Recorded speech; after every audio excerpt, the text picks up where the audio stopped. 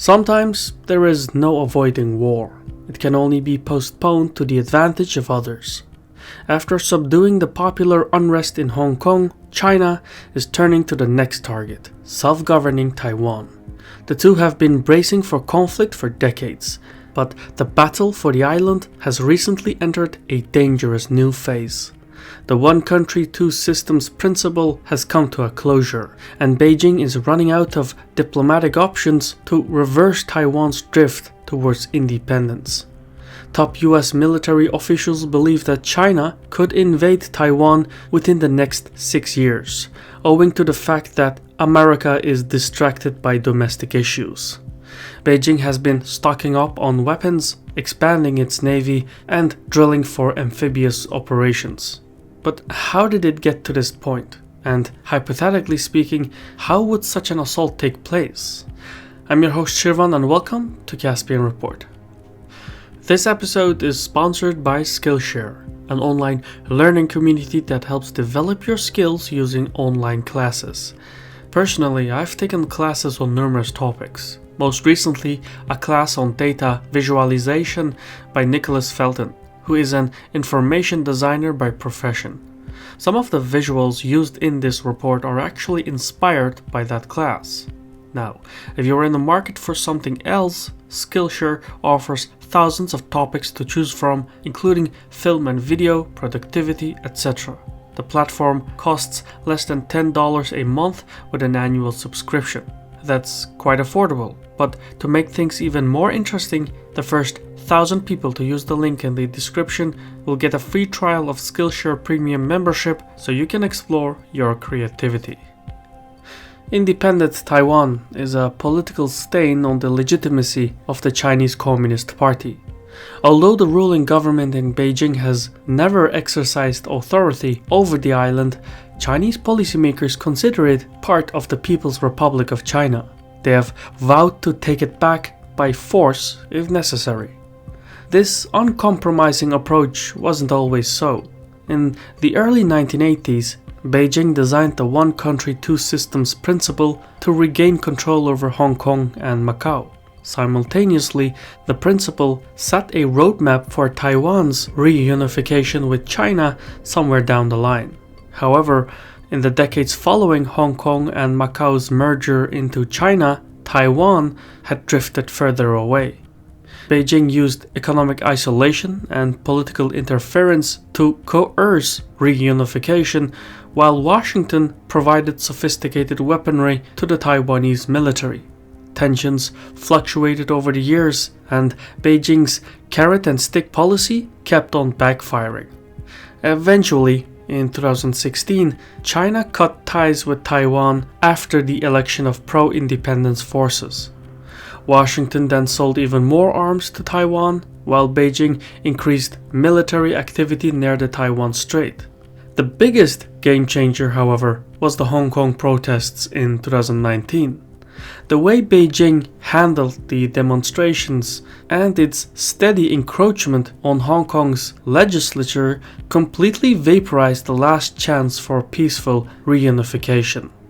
China and Taiwan are now on irreparable ends, and Beijing is switching from soft power to hard power.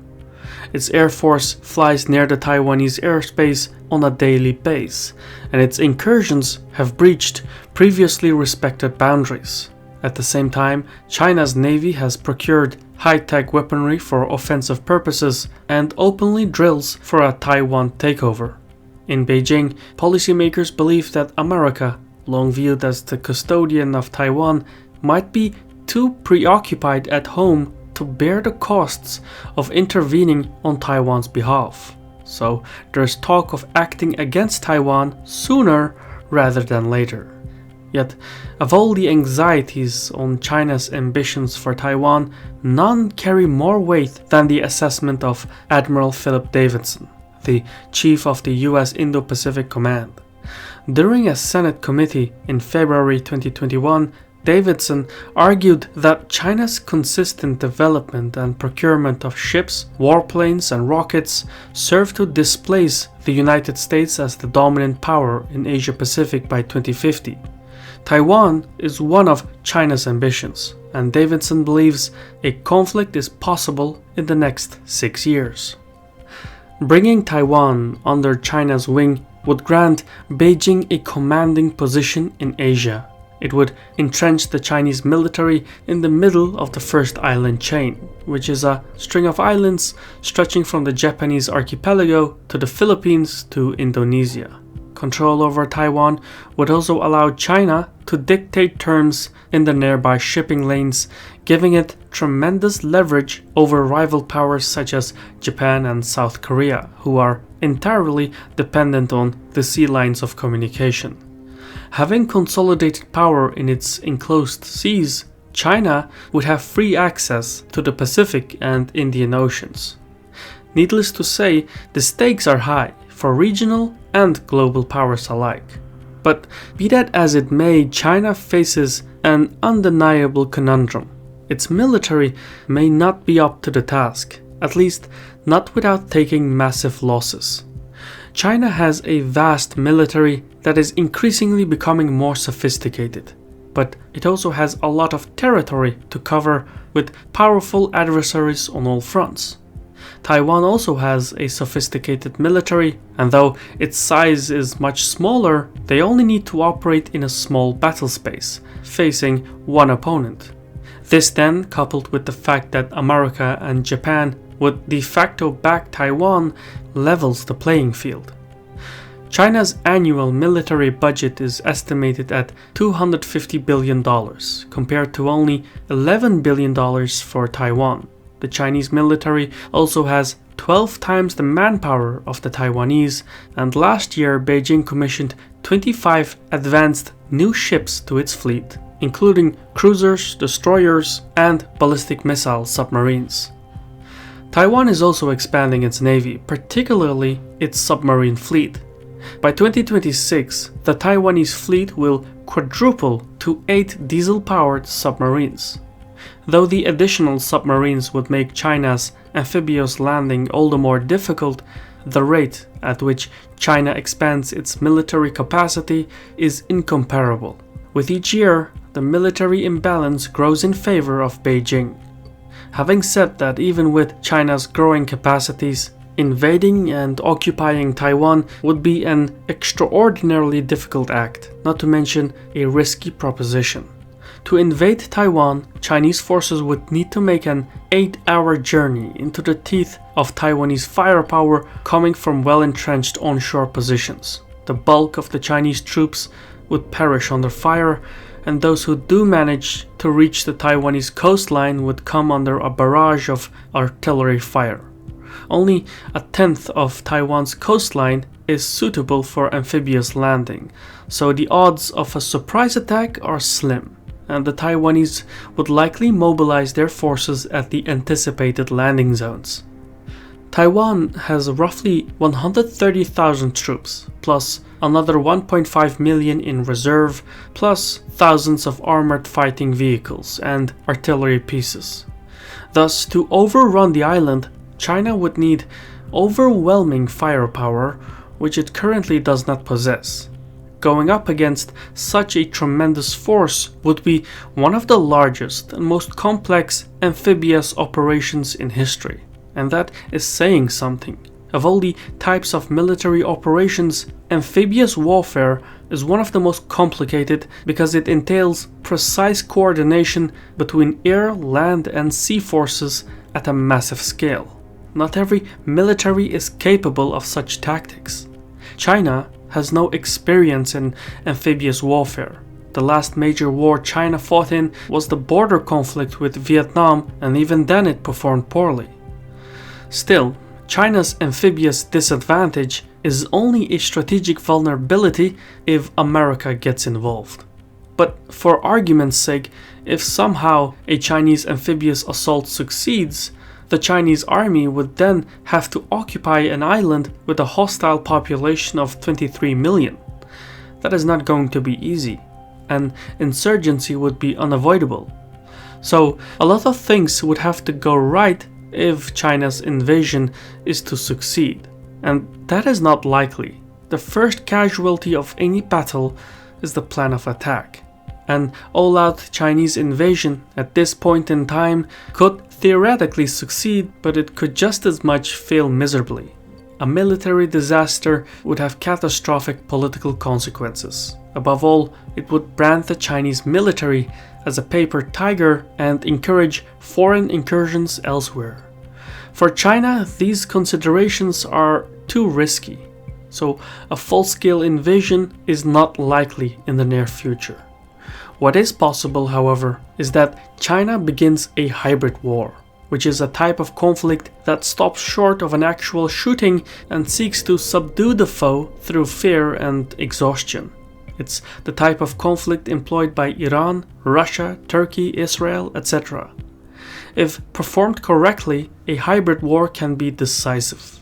That's why Chinese warplanes are flying around Taiwan almost daily, sometimes launching multiple sorties on the same day. The pace of the Chinese incursions is unrelenting.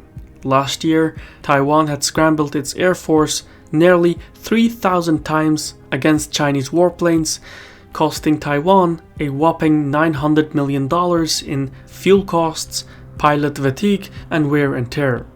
So without firing a single shot, China is depleting Taiwan's resources. The Chinese military has more than 2,000 fighters, bombers, and other warplanes compared with Taiwan's 400 fighters. So Beijing can afford to keep the pressure. And by increasing the tempo of these operations, the Chinese Air Force can inflict disproportionate stress on Taiwan. It's a deadly effective strategy. The purpose of hybrid warfare is to make the target feel as if it's isolated, as if its allies are not coming to the rescue, and that the military threat is not a bluff. For this to work, the assault needs to be low risk, as not to provoke a backlash from the United States. That would require China to find the right tune in posturing and yet give itself enough room to back down. China could, for instance, impose a naval blockade to suffocate Taiwan. It could intercept Taiwanese cargo ships claiming that they're carrying illicit goods or weapons. No one would believe China, and much of the international community would condemn Beijing's policy, but none of that would matter because no one would physically come to Taiwan's defense. Such a naval blockade wouldn't result in an armed conflict, and would likely force Taiwan into concessions, allowing Beijing to claim victory and back down. Another example would be for China to shock and awe Taiwan into political concession by seizing the Taiwan-controlled Kinmen and Matsu Islands just off the Taiwanese coast. The number of Chinese vessels entering Taiwan-controlled waters has surged in recent years. For comparison, while only 2 Chinese vessels entered Taiwanese waters in 2017, that number jumped to 600 in 2019 and nearly 4,000 in 2020. This one particular satellite image from October 2020 shows more than 200 ships off the coast of one of the Matsu Islands. The threat here is very real. These islands are lightly defended and have some strategic value. Control over these islands would expand China's buffer, while also extending the range of Chinese bombers and anti-ship missiles. America would be unlikely to go to war over a remote island well within China's anti-ship missile umbrella, which would leave Taiwan feeling isolated once more. But the trouble with hybrid warfare is that it means abandoning soft power. Physical action against Taiwan would stir up a zealous independence movement which would make the occupation all the more difficult.